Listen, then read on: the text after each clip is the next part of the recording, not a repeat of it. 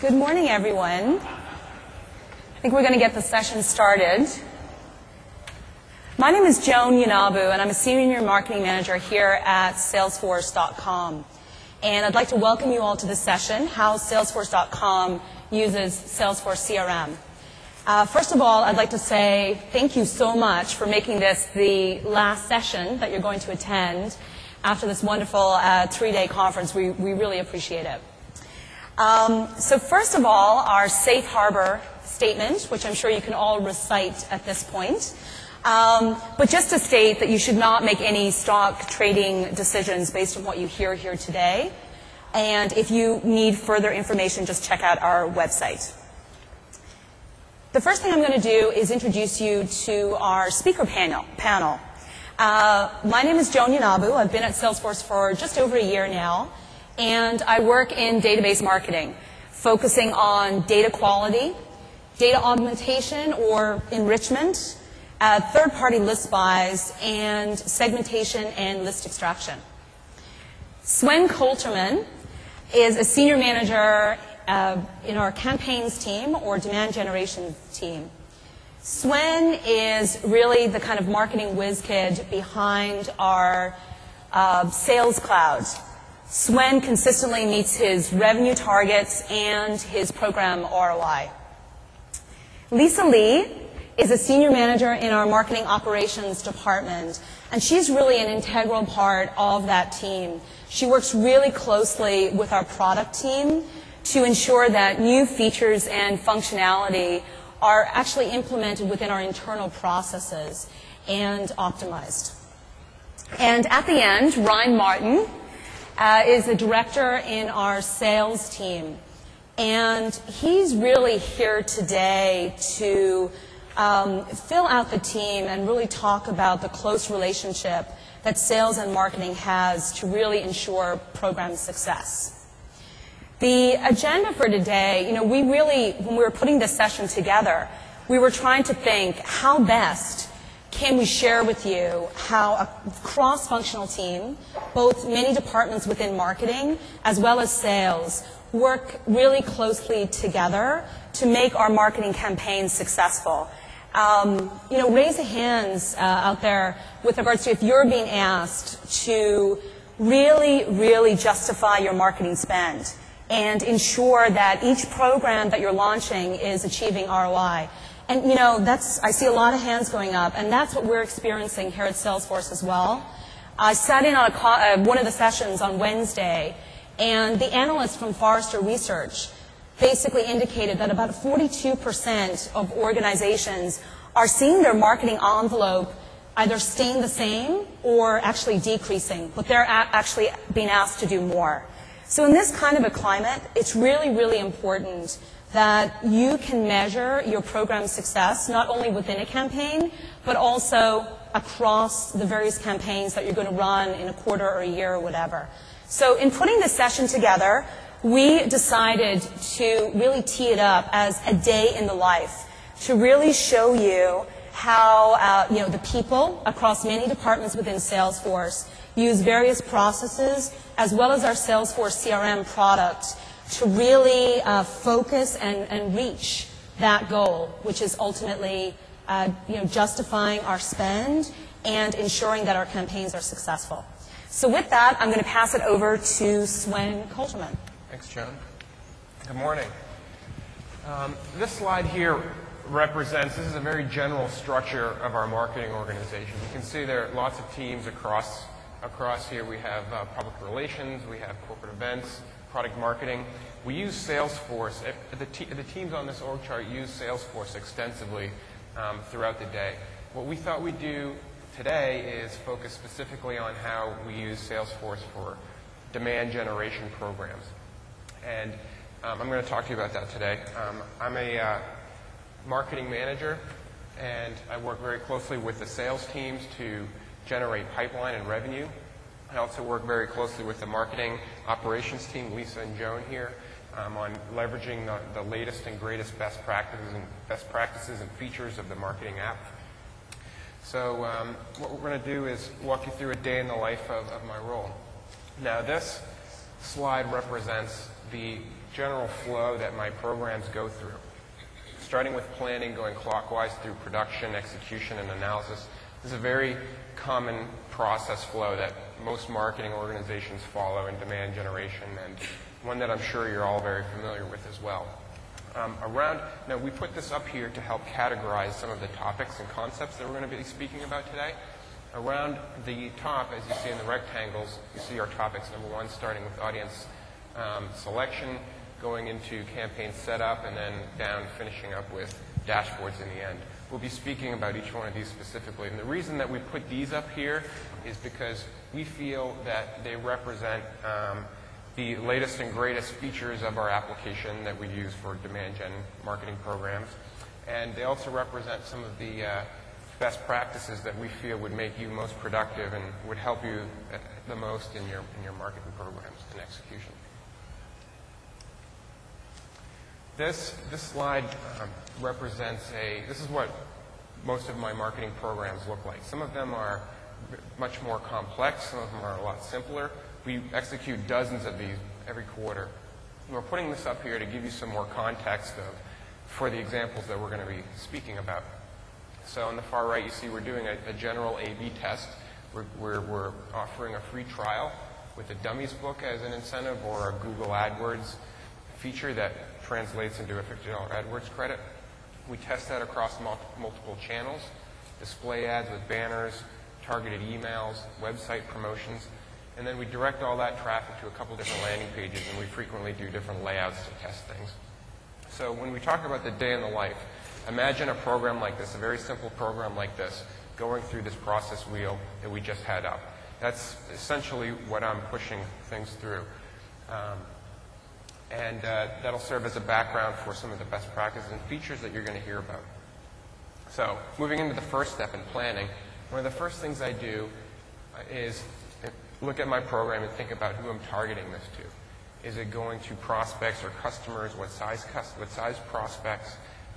What interaction have they had with our company in the past? And then I'll put some of those thoughts together in what we call a segmentation request, which is a custom ticketing system that is sent to Joan in the database marketing department, who will tell you about what goes into building a list and making a strong and solid, successful list. Great. Thanks, Swen. So as Swen pointed out, our operations department actually put together a custom app within our Salesforce CRM to really facilitate the planning process. This app, not only when Swen is planning his campaigns, can he actually request creative development services, budget, etc., but it's actually at that point that he also indicates his criteria for the target audience for his specific campaign.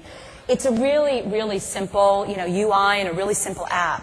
But we're basically asking him to submit his segmentation criteria, who he believes he actually wants to reach out to with this particular, group of programs or within a specific campaign. There's certain key, criteria that we're asking him to submit, both at the company level. So what types of companies are there within a certain industry, or certain size, etc., certain geography? And then within those companies, who are the people that he's actually trying to reach out to?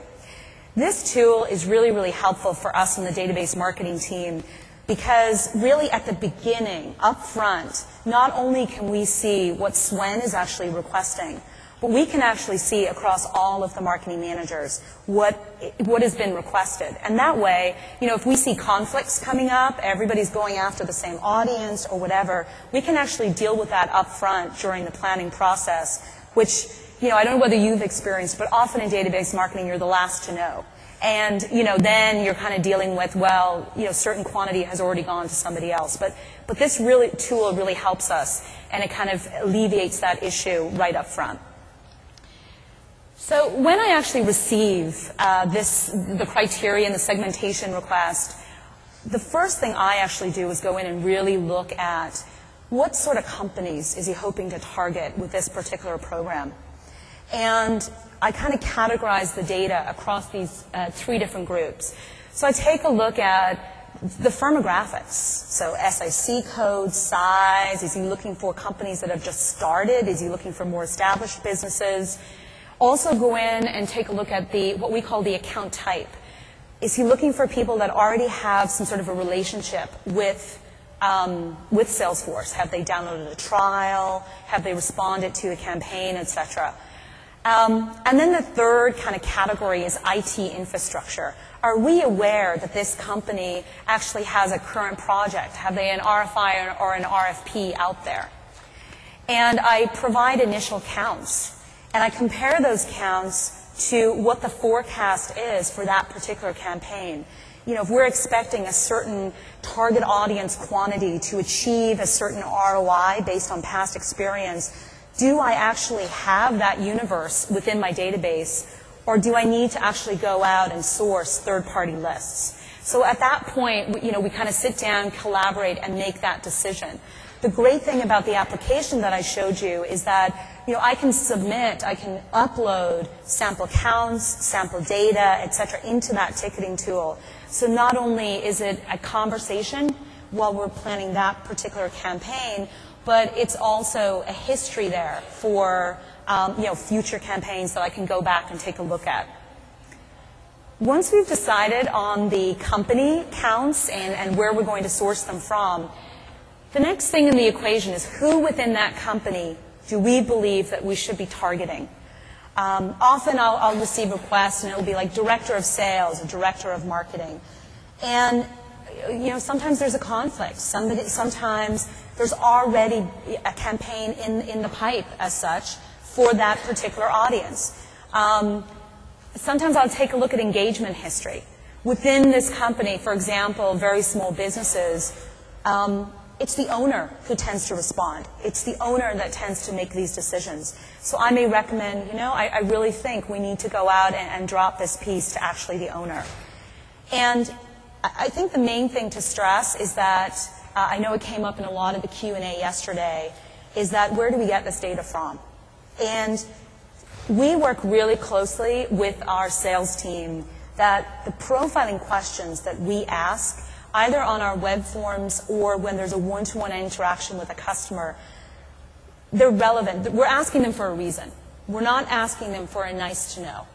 And hence, we're actually setting up fields within our database to capture those data points, and making sure that we're capturing valid values for them. You cannot capture all of the data by that means only. So we do go out and enrich our database, both our existing customers as well as, you know, prospects or suspects accounts. And, you know, I go out to many sources. I really deploy a test and invest type strategy with regards to list sources, because sometimes things that have worked for me in the past are just not working right now. And it, you know, as you know yourself, it really depends who else is using that list, how often have I used it in the past, etc. So it really is, you know, you have to have kind of that learning. And I think you'll see today that based on the dashboards and the reports that we can create within the app, that you have that kind of continuous learning. You can go back and look at history and the campaign at hand. But for this particular campaign that we're reviewing today, you know, when I'm complete, when I have my list and I'm ready to go, I upload it to the ticket, I close out the ticket, and that actually sends a notification, both to Swen that that step has been completed, and also the next people in the line. In this particular case, the email marketing team are notified that this list is ready to go and it's for this campaign. And that way we can kind of close out the loop with regards to list delivery for a campaign. With that, I'm going to pass it back over to Sven. Thanks, Joan. So now we have a solid list for our program, right? A list is a key piece in any direct response initiative. You got a list, you got your offer, and your creative message. And you know, leveraging this custom feature in the application and the expertise that Joan provides results in a much more effective list than if I were to go out and do it myself using the reports. So moving into production, one of the first things I do here, and remember I mentioned I'm measured on how much revenue my programs generate. So I obviously work with sales very closely, but I also want to get into the application and do a lot of different testing, create lots of campaigns for all my different tests, for my different channels that I'm executing through. I want to see how each of those performs. I want to see how each message is performing through each of those channels, each offer. So I'll create lots and lots of campaigns. And we're going to hear from Lisa, who is in our marketing operations team again. She's established the best practices for setting up campaigns effectively so that I can go back and measure that ROI later. Thanks, Swen. Hi, everyone. So I'm just curious to know who we have in our audience today. How many folks are marketers? Lots of marketers. Any ops type people or IT? Love it. Almost 40% ops and IT. So the stuff that I'm going to cover is probably going to be more exciting for the ops and for the analytically minded marketing manager. But everyone, I hope, will get the benefit of using campaigns and what it can help you do so that you can always track and measure your performance of your campaigns and your ROI. So I wanted to talk about campaign record types first. I get this question a lot from customers. And so how many folks in the audience are actually using campaigns today? So a good number. And do you use record types with campaigns? Yeah? Not everybody, though, it sounds like. Okay, so record types are a great feature within Salesforce. And I'm going to talk about it in more detail around campaigns because I think they're especially powerful for campaigns. And what a record type is, especially in the campaigns world, it's like a template. So we have set up templates for each channel that we're going out after. So for instance, I've got a template for email campaigns. I've got a template for web promotions. And the reason I do that is because there are certain data points that I want to capture for email that are not relevant for web promotions. So for emails, it's clicks and it's this and that. For web promotions, it's placement. So I want to show you our email marketing template. And one of my goals with templates or record types is to keep the number of fields on the campaign to a minimum. Because as Swen said, he wants to set up campaigns to track each channel. Well, he doesn't want to fill in 100 fields on each campaign. So I really spend time, a lot of time, really thinking through, how do I get the data I want in the most efficient way and make it easy for Swen and for all of our global marketing managers to get the work done. Because to them, setting up the campaign is an important part, but they have a million other things that they're doing. And so on our email record type, we have some pretty consistent things across the top. We have the owner, we have the campaign name, and I wanted to mention naming conventions. So we are very big on campaign naming conventions in ops. We fight a little bit with marketing about it, but throughout my time in marketing operations, campaign naming conventions have always been so important because as you start to develop more and more campaigns and you want to look back on a certain campaign, sometimes you just want to search for it. And if you just have some willy-nilly naming convention, it's really hard to find that, and especially for your ops team where sometimes I have to support Swen, something's wrong with his campaign and I got to go in there and very quickly find it. The naming convention is what helps me do that. So I really encourage everybody to consider using a naming convention. The other stuff we track at the top is around region and country. We also use a parent campaign field because we want to roll tactics up to a program level and then even further up to an initiative level. And then we track the start and end date and the fiscal quarter. Toward the middle of our campaign record, it gets a little more interesting for me. We track some really good data around who originated the campaign because we've got marketing, sales, customer success, alliances. We have many teams executing campaigns, and we need to know who's contributing to pipeline. And that's the field that gets us that data. It's huge. And when that field is incorrect and someone's contribution to pipeline is wrong, you can imagine that a lot of people are freaked out, and it's really just one field. We also look for some detail around that department. So for this campaign, it came out of Swen's team, and it's the demand generation team. We have events, we have PR, we have lots of other groups under marketing, and we want to be able to track that as well. How are response rates doing for demand gen versus events? How is pipeline doing for various groups under marketing and even across marketing? How's the alliances marketing team doing? So we really do want to track based on group. The other thing you'll notice is the lead source field. So within email marketing, we have 3 lead sources. It's either an internal list, or it's a third-party list, or it's a partner list.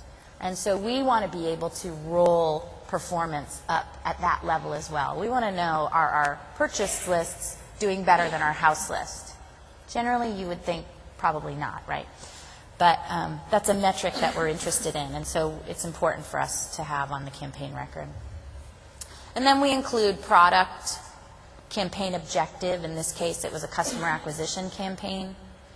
And then subscription type. That's an important one to us because we have a email permissions profile center where we like to ask people what kind of email communication they want to get from us. And this is how we honor that.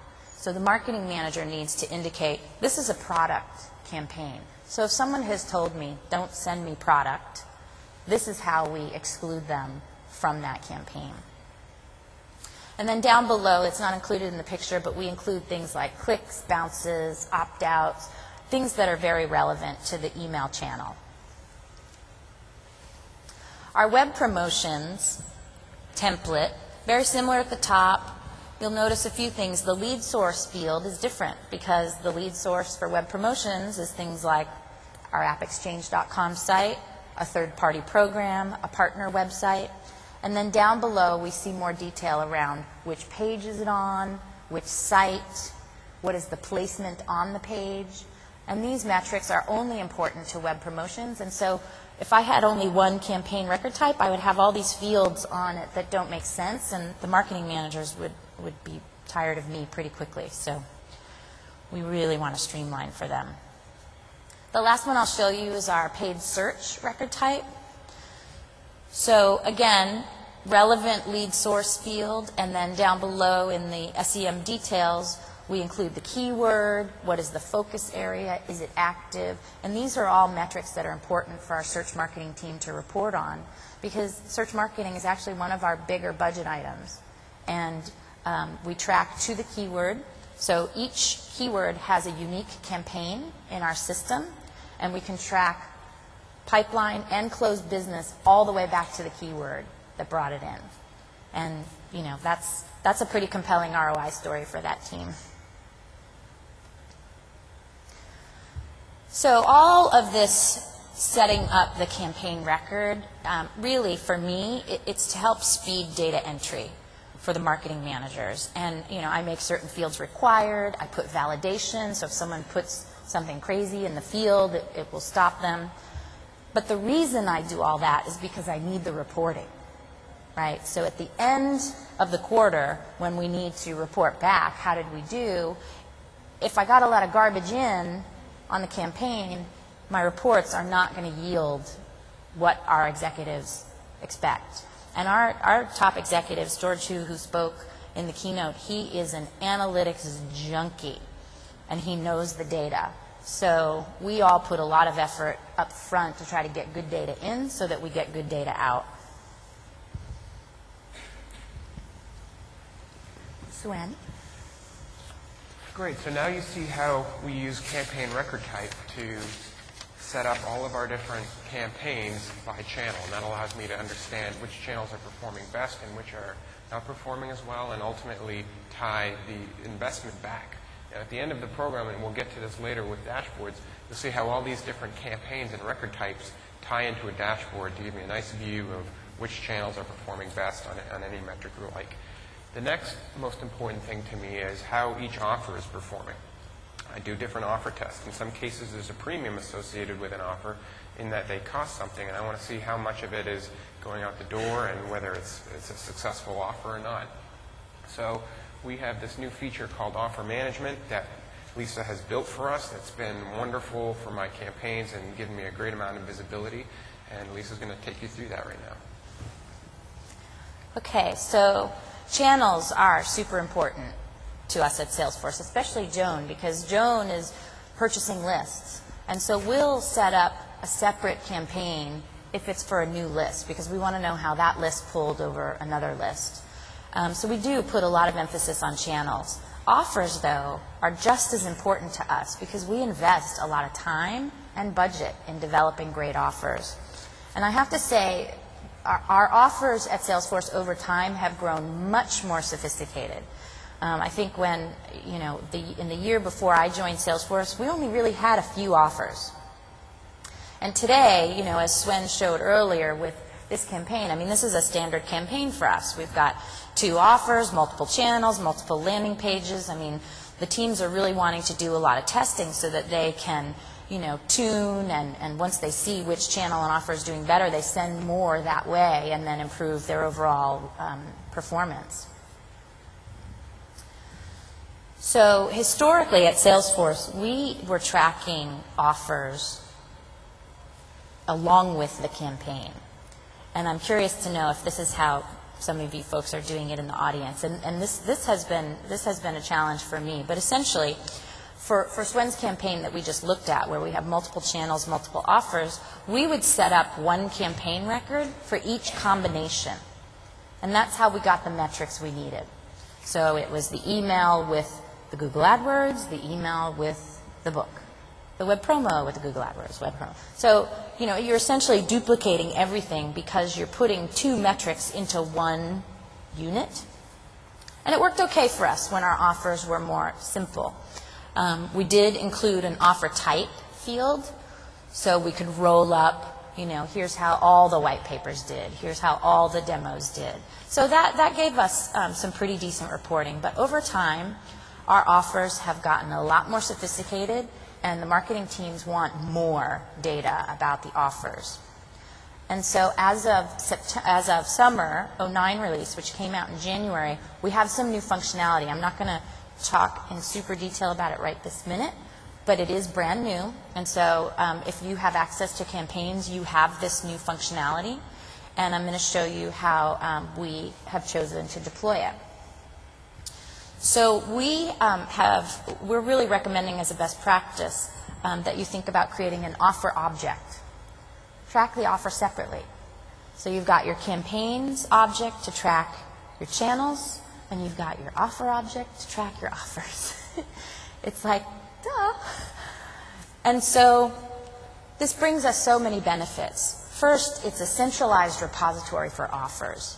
So at the beginning of the quarter, we have our new white papers, we have our basket of offers, we set them all up in the system centrally, and then all of the marketing regions can draw from it. And what we include in the offer, so again, there's a name with a lovely naming convention, a description, and then we provide a link to Salesforce content. So we take the assets that were developed and we put them on content. And so any marketing manager, whether they're on the East Coast or in APAC, they can just access those assets very easily. We also include some fields around, the status of the offer, which product is this offer promoting, what is the offer type, in this case it's a discount. And then some folks may want to add a start and end date, so if you have a pricing discount that ends on a certain date. So this is a custom field, so you can add whatever fields are relevant for your business. And then you'll see down below that as people respond to the offer, it's added to the campaign member. And I'm going to go into a lot more detail on that. But the campaign member is your response. And so your response now contains your campaign, which is your channel, and your offer in combination. So you have a lot more flexibility in reporting on the success of which offers are performing the best, which channels are driving the most interest to those offers. We really feel good about this data model, and I strongly encourage you to consider it. So how do folks respond to offers? At Salesforce, we're lucky. A lot of what we do is driven through a landing page. So in the back end of this landing page, I would have some codes embedded. My campaign ID, what drove the person there, and then one or many offer IDs. Because on Sven's campaign, sometimes we offer a white paper and, oh, if you want the demo, click here. So sometimes, we're giving people some choice. So depending on what they choose, those codes are captured and sent to Salesforce. So how do you get help with offer management? Well, we made you a little early holiday present. It actually was a quick one. So the offer that I showed on the screen, I packaged it up, and it's on the App Exchange. So if you go to App Exchange and just type in offer management, you can just download it. It's one custom object. It's no big deal. And then in the instructions, you will need to add a lookup field to campaign member. If you want help with that, definitely talk to your account executive, talk to your customer success manager. Those folks reach out to me all the time to say, hey, will you jump on the phone with my customer? I'm happy to do that. We also have, our partner ecosystem, folks that are, well-versed in this, and they can help you get it set up. This is actually very, very easy to set up. The little tricky part is if you want the codes to come from the web, you would need to have your web team just add an extra code to your landing page. So there is that piece, but it's really not such a big deal.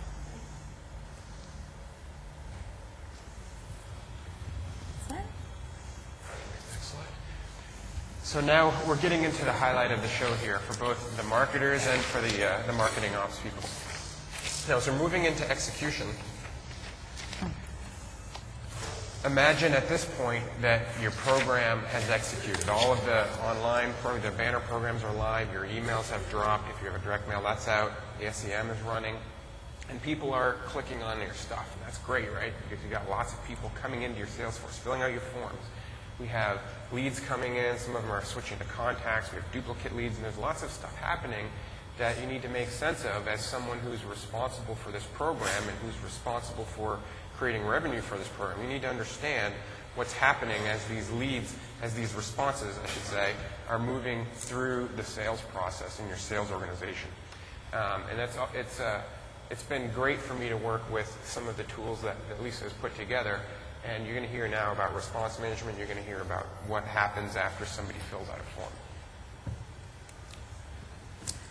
So this part is actually really exciting for me too, because response management, I think, has been a little bit of a challenge for us in our Salesforce instance, because we have a large existing customer base and a large existing prospect base. And a lot of folks that respond to our marketing campaigns, we already know them. They're not net new leads. And we don't want to create a new lead. So I wanted to talk to you guys about how we handle that and encourage you to think through how this might work in your business. So when someone submits a form, we do a very important step before we bring them into our database. And it's a tough step. Every company struggles with this. Every CRM system struggles with this. But you got to match it up and figure out, do I know this person, right? And if I do know them, who are they? Where are they in the buying process? And what do I do now? And so at Salesforce, we actually built an engine on the Force.com platform to do this work. But there are companies like Ringlead that can help you with this. If you use a marketing automation system like Marketo or Eloqua or Primo, they will all handle this for you. This is tough work, because if you have a big database and someone comes in and maybe they've misspelled their name, or they've misspelled their email, or they've used their Gmail instead of their corporate email, or they have a new corporate email, it's tough to match up and find the right person. So I just want to emphasize how important that step is. And so today, someone completes a form. Our next step is to match them up. Who are they? And then in our engine, we actually ask some questions. What's happening in this account? Do we have an account executive engaged? Are they in an active opportunity? If yes, we want to handle that in a very special way. We want it to go right to the account executive. We want them notified. We don't want anybody else to call them. If maybe the account executive isn't involved, hasn't logged a task in a period of time, but maybe inside sales is talking to this person, then we send it to inside sales. And we send a notification. And the engine that we built lets us notify them either with an email or a task, because our account executives want email, and our inside sales team, which Ryan manages, they want a task. So we were able to choose based on the requirements of the business. And so if we find someone that matches and we know who we want to notify, we don't create a new lead. We just move that response over to the existing record. And the response is the campaign member. And for those of you that use campaigns, you're familiar with the campaign member. It tells us the day they responded, what they responded to, and other details that you include in that campaign member record. Now, if we don't find a match in our database, then we do create a net new name. And we use leads for suspects or net new names that aren't qualified yet.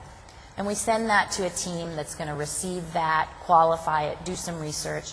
And then if it is somewhat qualified, we move that over into our contacts database. Leads for us are suspects. And we don't leave them there very long. You know, we leave them there to nurture, but we want to qualify them. We want them to be sales qualified and move them into the contacts world and into an opportunity process. Okay, so let's talk more about the response. So if I've found who this person is, and I have now written the response record onto their contact record, so I have a customer and they've just downloaded a white paper. The response includes the date, the campaign, so it tells me where they came from. They clicked on my June 1st email, and now it also shows me the offer as a separate entity. They did the Forrester white paper, not the IDC white paper. And so I have both data points on that response. And our sales organization, they can click on either one. They can click on the campaign and see, oh, this email just went out on Monday. I see, oh, here's the verbiage. Oh, and what's this offer? Oh, I see, it's the Forrester white paper. Here's a link to it. So the response really provides a lot of information for the sales organization to make a well-informed follow-up. So let's look at the response a little more closely, and then I'll get off my response high horse. So a lot of you have probably seen the campaign member record, and there have been some advancements made in this area in summer '09. The things that you're probably really familiar with, the response date, the campaign, and then also the contact and lead information, the person that this response is attached to. Well, as of summer '09, in July, you can add more fields to this record. You couldn't do that before summer '09. This thing was sort of closed up. And now it's open. So I've added the offer as a lookup to that custom object. And I've added two other fields. I added a response owner, which is a lookup to user. And I've added a response status, which is a pick list. And so when I receive this response and I match it up and I figure out who it goes to, I assign this response to the salesperson that's going to follow up, and I route it to them. So I'm not routing leads, I'm routing responses. And then the salesperson can work this response, change the status, and there's a create opportunity button right on the response. So they can create the opportunity from the response, and it's going to pull your marketing campaign over right onto the opportunity record. Just like in leads, but this is a response. We're tracking what happened. More like kind of your standard response management. So as a step before routing, a lot of companies will want to score. And this illustrates kind of a basic lead scoring system that we built internally. And so once you've matched up and you've figured out, you know, what's going on in this account, then you can score it. And using the score, you can decide where to route things. So if it's a net new name and it has a high enough score, we'll send it to our telemarketers, the lead queue. And they are responsible for all the inbound and qualification and passing off to sales. If we have a field salesperson or an inside salesperson engaged, we'll add a score to it, and then we'll send it on to that person with a notification. And if the score is very low, if the person is really early in their education process, then we don't send it to a person. We send it to marketing, into a queue, and then that's where our email engine picks it up, and we put them back into a nurturing program until they score higher. So I wanted to tell you guys a little bit about the enhancements that came out in summer '09. So essentially, it's around campaign members. So if you go to set up campaigns, campaign members, you'll see the campaign members now give you all this functionality. You can add custom fields. validation rules, triggers, workflow, and record types. And opening up the campaign member object in this way just totally frees you up to do whatever you need to do with response management. And depending on how your business runs, you would want to configure it according to your business. We've configured it the way we have because we're a multi-product company. We're selling into our customer base. We have many sales teams. The account owner is not always the person calling in. We might have inside sales call in certain cases. So I want to be able to assign the response for the follow-up. I don't want to have to say to the account owner, hey, go follow up, because the account owner might not be the one following up. So you can do all that with the improvements in Campaign Member. And so to get help with this, I included some instructions in the offer management piece about how to implement response management. But this response management, while the configuration is very easy, the change management in your organization might be what is a little more challenging. And so I encourage you to talk to your account executive, your customer success manager. I'm really happy to jump on the phone with folks because we're working through this now ourselves. I really encourage you to think about using it because it really is going to close the loop for marketers. They can see where everything went, who it's sitting with, who's not following up on them, and what the outcome is of every response, not just responses that came in as leads. So, food for thought. So at this point, I'm very confident with all of the responses that are coming through that they're going through the right way and that they're treated the right way and counted the right way. I get a very clear view into what's happening with all of these responses in the sales organization. And again, when we get to the dashboard part, you'll see my component that I use and look at for each program, which outlines how many of these responses are open or working or have been archived or have been converted to an opportunity. It allows me to kind of go in and look to see what's happening with those responses. Our relationship with sales and marketing is it's kind of a give and take relationship. While I expect to have revenue attributed back to these campaigns and I expect timely follow-up, the sales team also requires relevant information from me and from marketing about these programs so that they know how to follow up, so that they have a good summary of what this program is about, and so that they see what landing pages were filled out. And we've got some great best practices and tools that we use with sales to communicate and make the closing the loop, the closed loop, much more effective. So I want to introduce Ryan Martin. He's the director of sales, and we collaborate together on a lot of these programs. Good afternoon. Lots of marketeers out here, so I wanted to get a sense, how many of you have created a great campaign, a great concept, and you rolled it out, the responses started coming in, and sales didn't quite execute like you hoped they would on the campaign? Has that ever happened? So kind of a classic divide between sales and marketing, and really what we're aiming to do here is really bridge that gap, if you will. So my team is responsible for the execution of these great campaigns that these guys are working so hard on, and I think there's a couple reasons why we are able to bridge that gap in an effective way, and one is the technology. So Salesforce.com itself, it's a great CRM tool, obviously, and gives you that visibility that you need to really manage to the follow-up and see where the gaps might be happening, that kind of thing. And then what I think marketing does a great job of here is really enabling the salespeople to effectively do their jobs, right? So salespeople are very busy, some might say a little bit ADD, so you really need to make things very clean and simple for them to really take that time and execute in the right way, and really enable them and educate them quickly on what the campaign is, what the offer is, and what their next steps are so that they can be effective.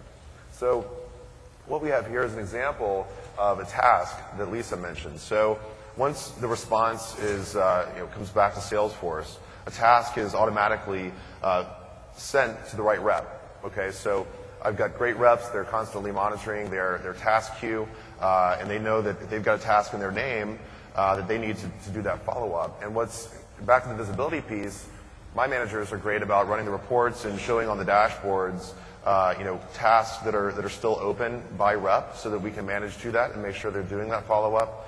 Likewise, marketing is tracking this on their end, and they can ping me if they're seeing some of these tasks aren't getting the right follow-up. So that visibility really gives us the insight to manage to this stuff. And of course, at the rep level, it gives them the insight to know that they have a task that they've got to follow up on and execute on this campaign. So if they want to get just a little bit more detail about the specific campaign, they can click from that task to get some more campaign detail. So what you see here is a brief summary of the campaign so that the rep can quickly educate themselves on what the offer is, what the campaign is about.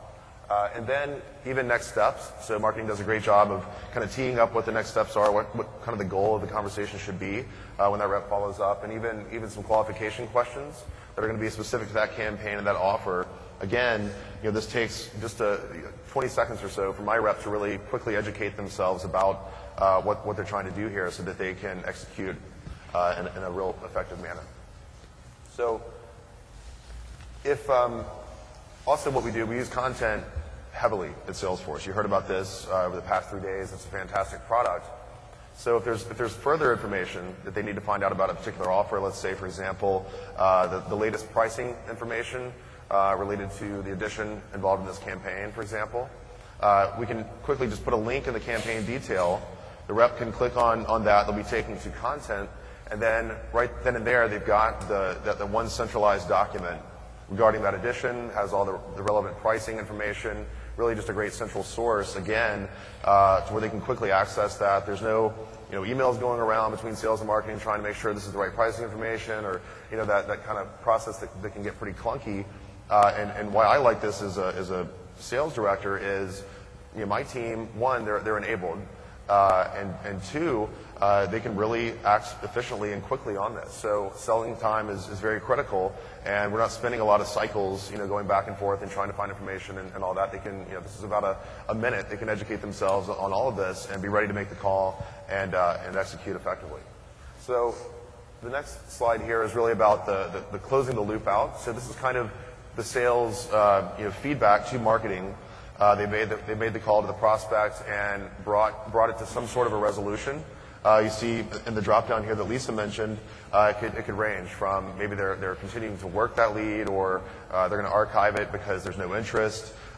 Whatever the case may be, they can quickly, within a couple clicks, give it the right response, and then that tells my management team that they followed up on it and brought it to this resolution.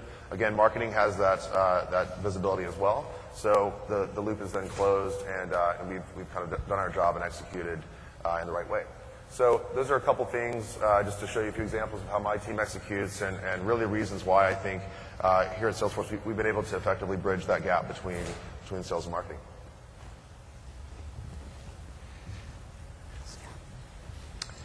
So moving into the final stage analysis, right? So the program has ended, and we want to know how this program has performed. We look at dashboards to help us understand which channels were most effective, either from a total response perspective or from a revenue perspective, which offers work best, which messages may have worked best. This is a sample of the dashboard that I used for the program that we had up at the beginning of the presentation. Right in the middle, you can see a component for offer management. Now, this summarizes from a numbers perspective how many people responded to my particular offer, and it lets me look at obviously which one performed best. I can look at this from a dollar perspective as well and attribute revenue generated to offer if I choose. To the far top right corner, you see my pipeline by channel. Pipeline is what we refer to as revenue before it's closed. Here I look at which channels are performing the best. And then right underneath that on the far right margin, we see our response status. So this is what we were talking about when we discussed response management. This allows me to see how many open and working and closed responses I have. Now, if the email has dropped and 2 weeks later I look at this and there's still a lot of opens, I know something's wrong, right? You need to check into those responses or call sales. That's generally not a problem for us here because our sales organization is so committed to following up within 24 hours, and they have some of their own lead management practices to do that. In the bottom far left corner, I have a dial there where I can see how much revenue has come from this program as a whole.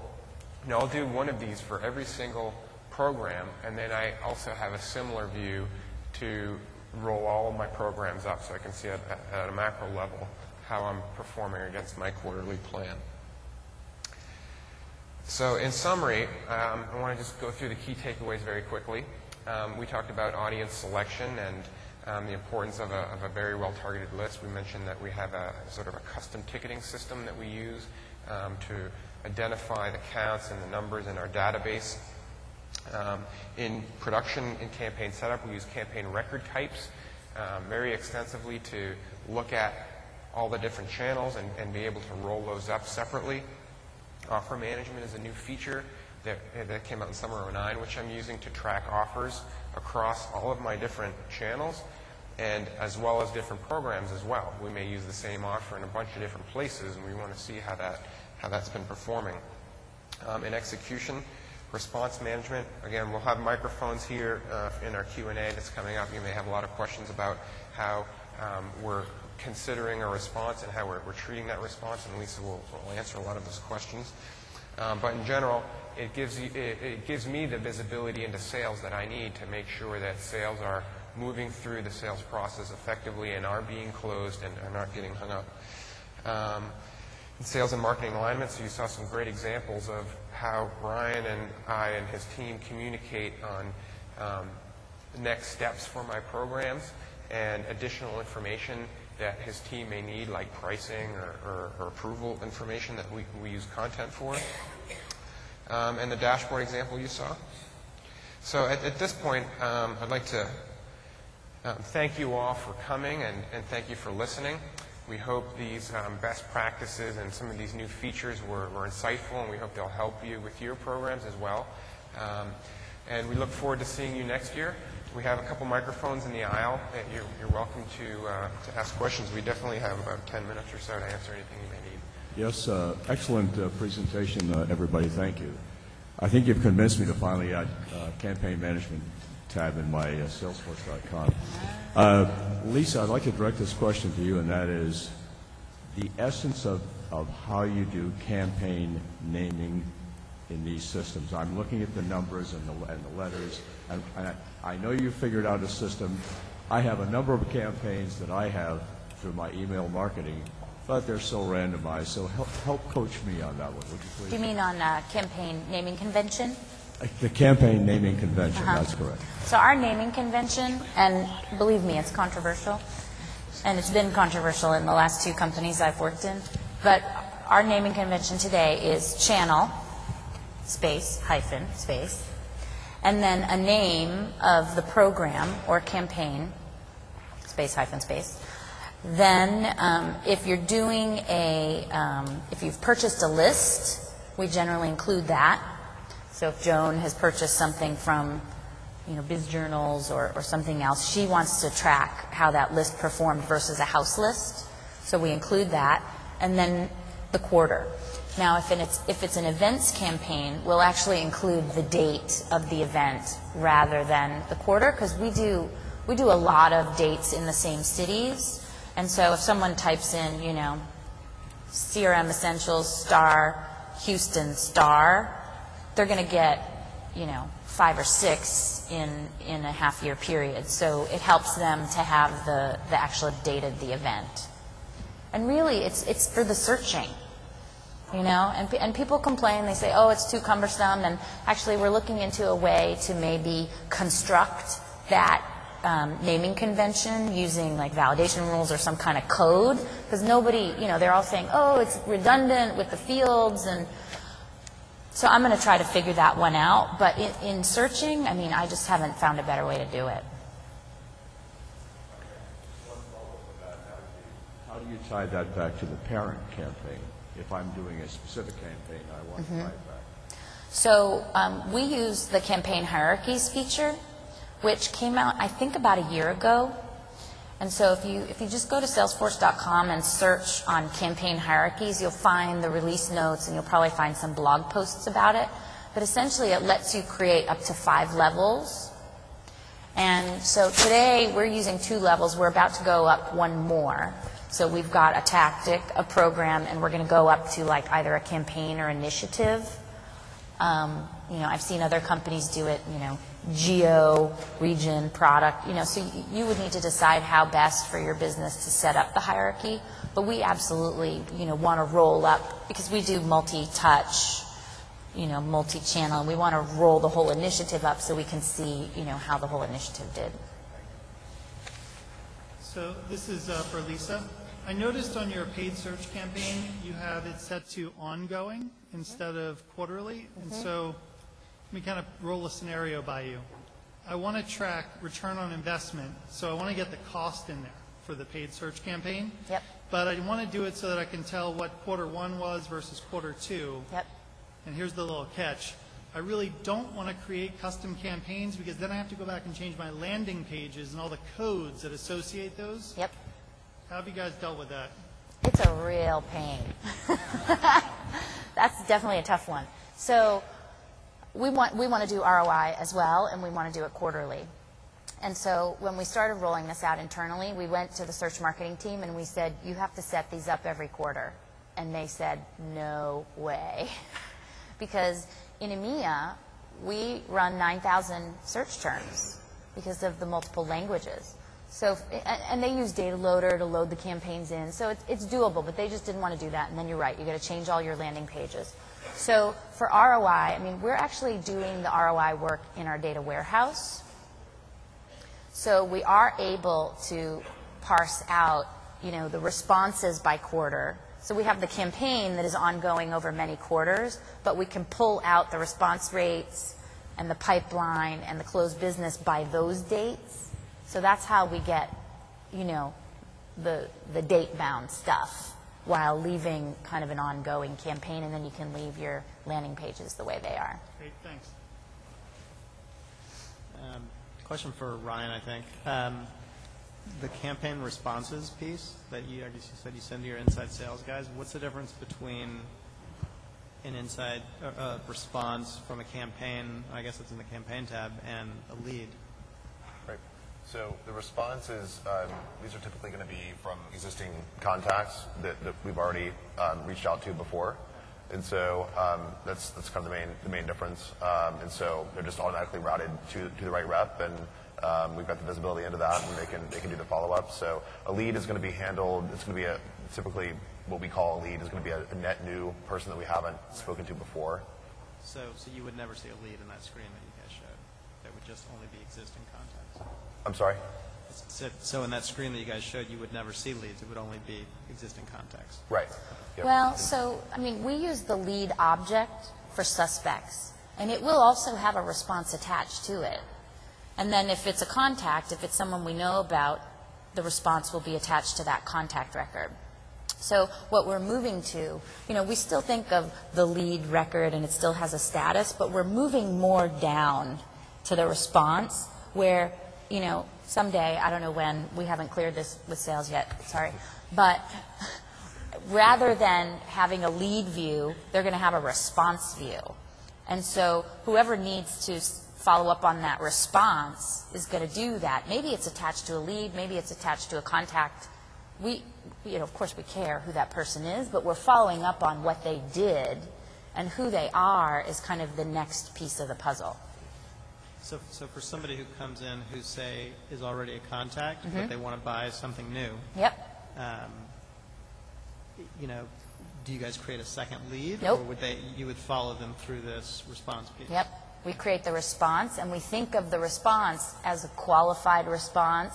Could also be a lead. Like we get crazy with the terminology, right? Because that leads tab is called leads, which I don't really love. So for us, a qualified response, a sales qualified response, is a lead. As well as something in the lead tab. Same thing, essentially. Okay. Well, and sometimes something that's in the lead tab is not a lead. If I just bought a list, or I got a trade show list, unqualified, net new, I might store it in the leads tab, but it's not a qualified lead, right? So it's recorded in different ways. It will have a different status, et cetera.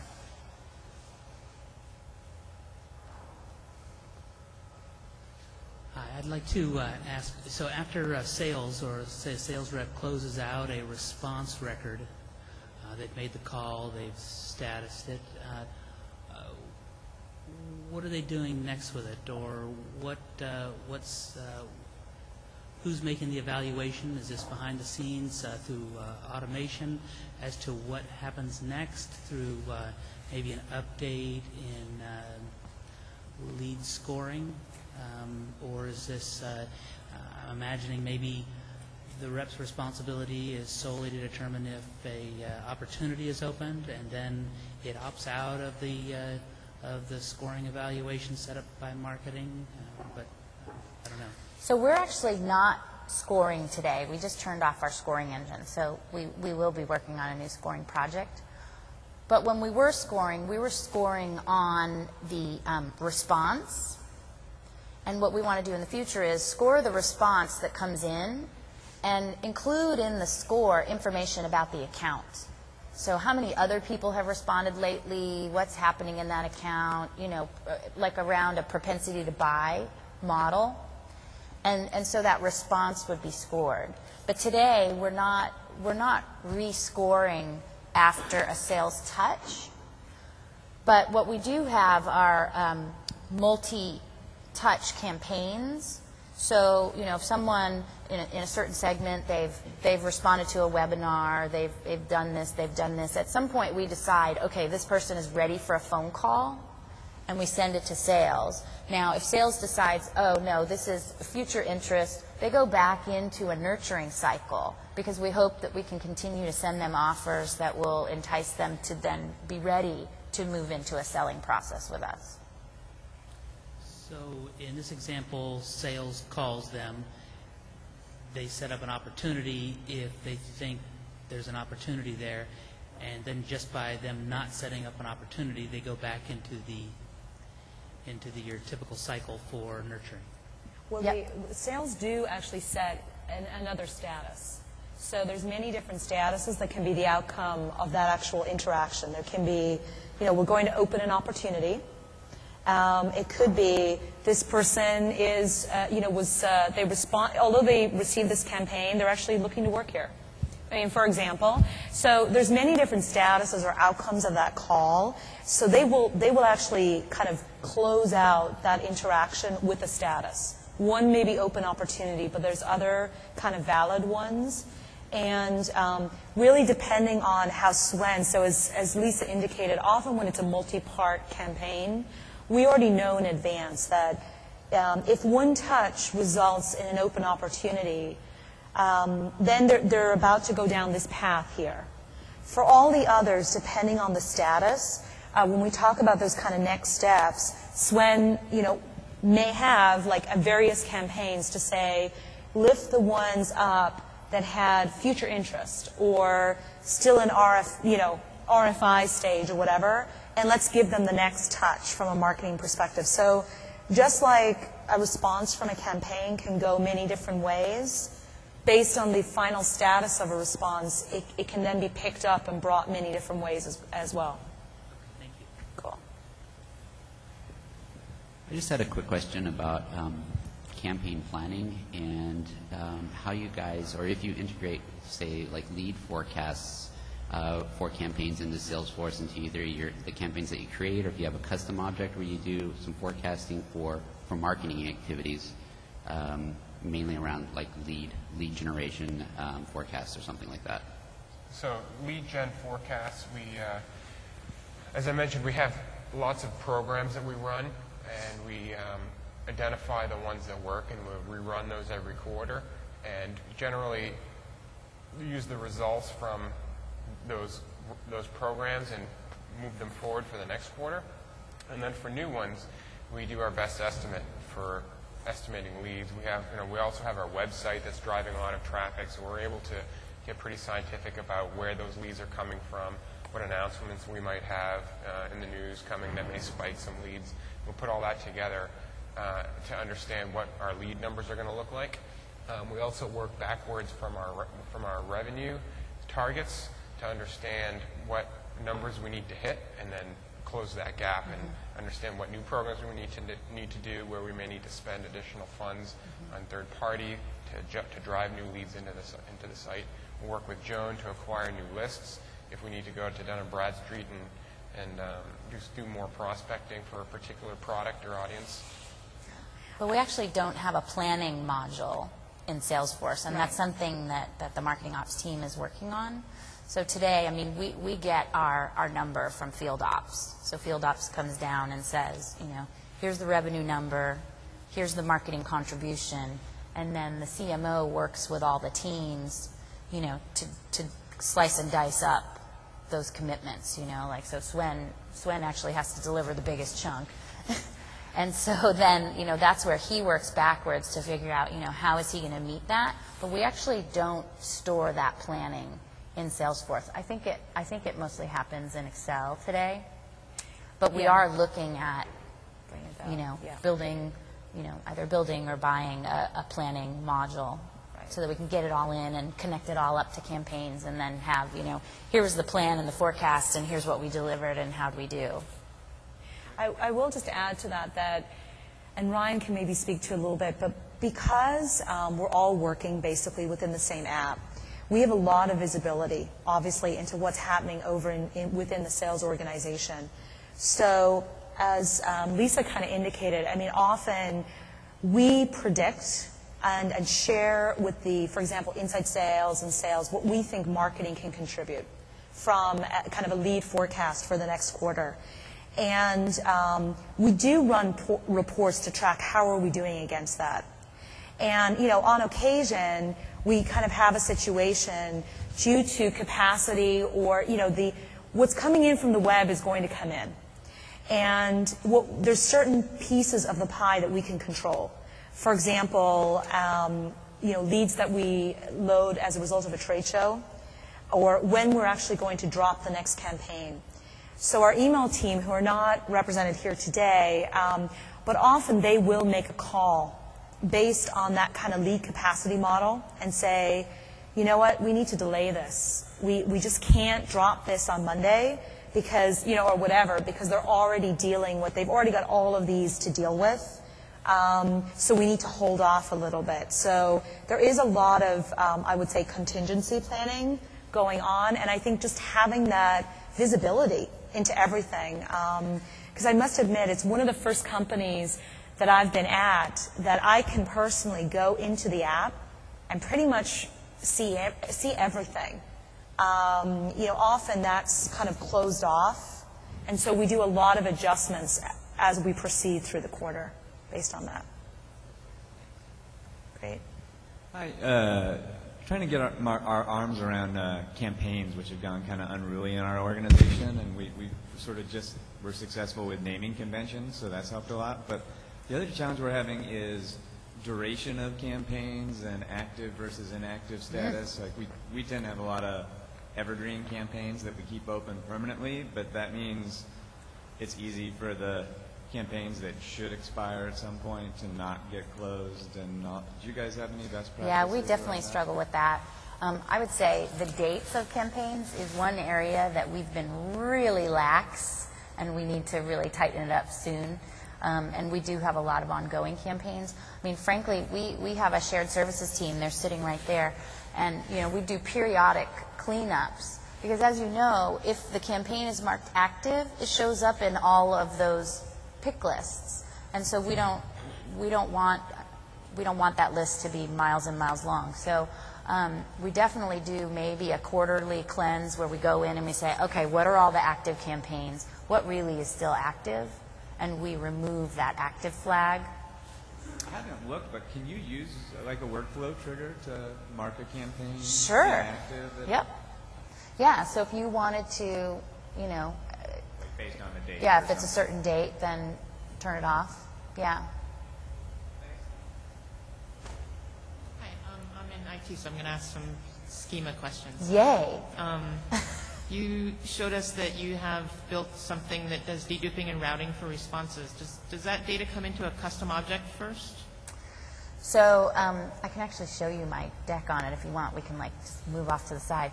But it is actually, it's a big rules engine on the platform. It's about 9 custom objects.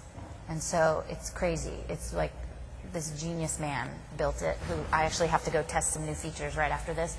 But it's a series of custom objects that do work, right? So there are stages and rules and variables. I mean, it's just a big rules engine, but it does have a Java component So You mean Java or Apex? it's Java. Oh, so it doesn't run on the platform. Well, all the rules are on the platform, but there's a little Java piece in the front that grabs the web and then does some piece of the talking. I should hook you up with the developer because he'll tell you.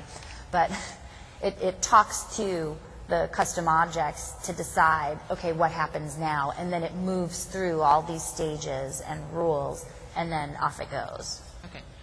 I'd love to see whatever you have about Yeah, that. yeah. And then also, one thing that we experience is every time our marketing people want a new web page, they ask some different questions.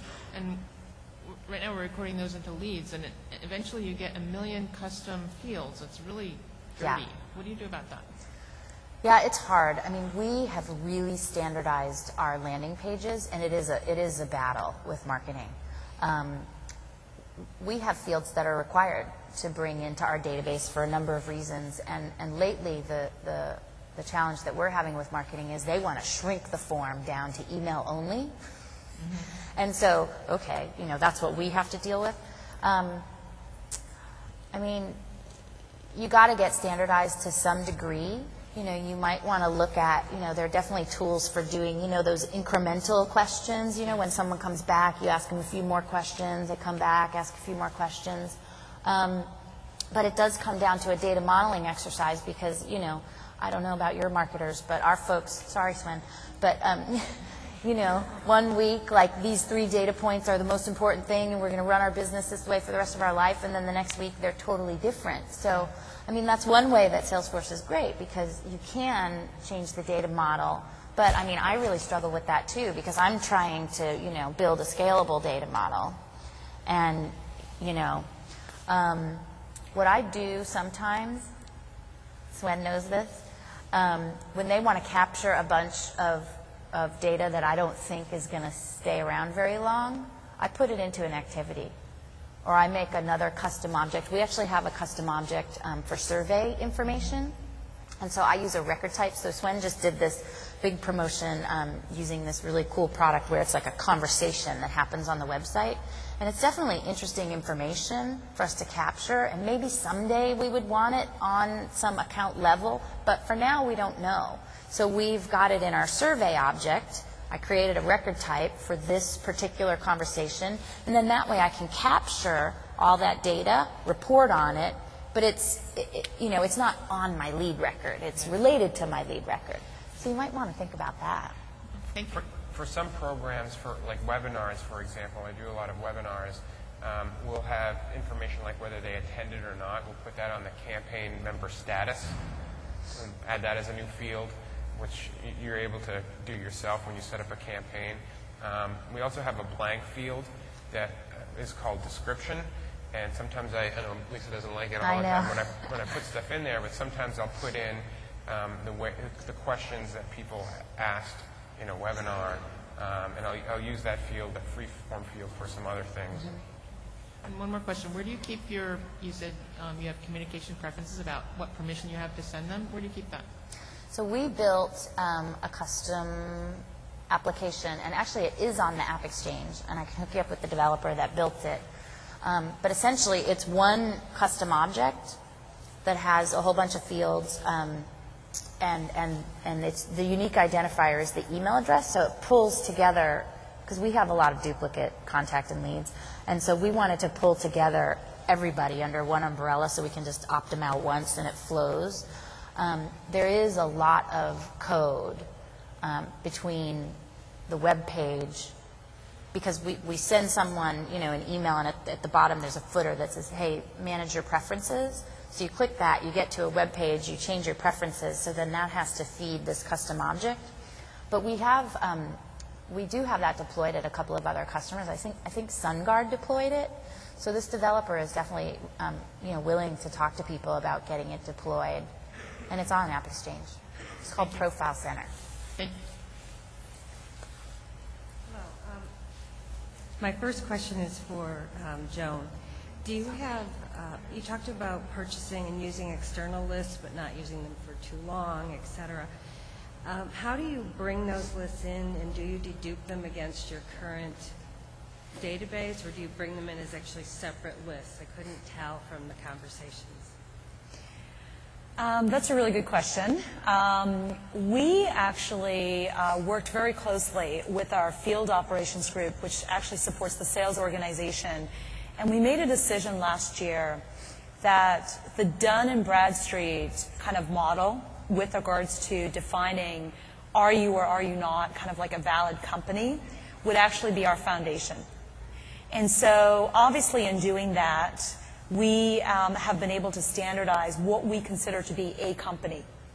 And we actually, when we set up a new company in our app, whether we're doing it manually, like someone's actually setting up a new company in the account object via the UI, or we're actually loading the data, we've kind of standardized on certain data elements that we want to bring in and bring that company in.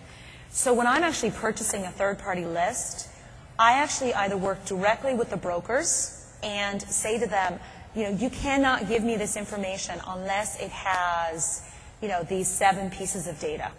I am not going to take it in because that really is my match key. You know, I've found that more and more brokers are willing to do that. A lot of them are working through data providers like a D&B or an ID exec or a OneSource anyway, so they have access to those large kind of databases to enrich their data. If it's a really small list, and especially if I'm just doing that kind of initial testing with a broker, I will actually use Dun & Bradstreet have a web-based service called D&BI. And it's like a subscription model, and you can load up a list of pretty much any quantity.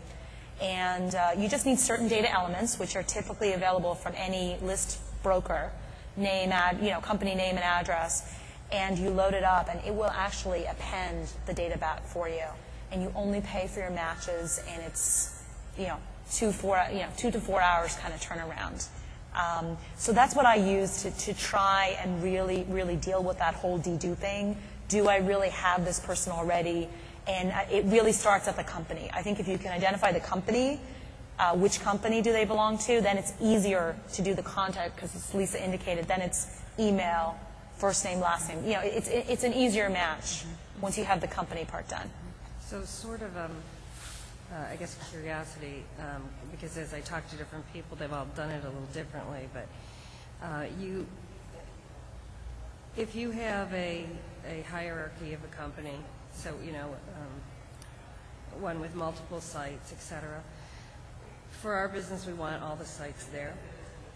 Because depending on the company and depending on what's going on for the business that particular moment in time, you may be calling on specific sites and dealing with them individually, and they may purchase at a site level, or they may purchase at the headquarter level.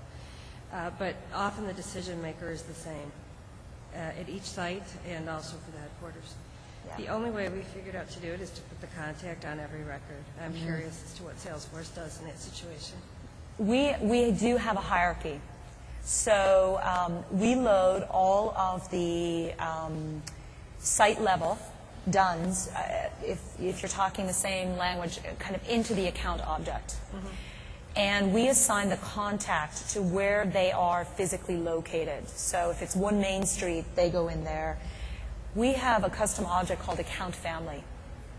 And what that actually does is it concatenates or consolidates all of the accounts that actually belong to that account family. Because when you think about it, we're ultimately trying to support the sales organization. And typically, I'll use Dell as an example, which is a great partner of ours. Ultimately, there's one RVP or one rep that's actually managing the Dell account. So when they want to look at it, they want to see, for this account family, where are all my sites located, which of them are active, not active, opportunities against them, etc. And then under that, where are the people located? I must admit, I do not encourage that contact at each one. We did a consolidation exercise to try and deal with that, because when you're running an event, you know what I'm talking about. It just makes it really, really challenging if you have that duplicated all over the place.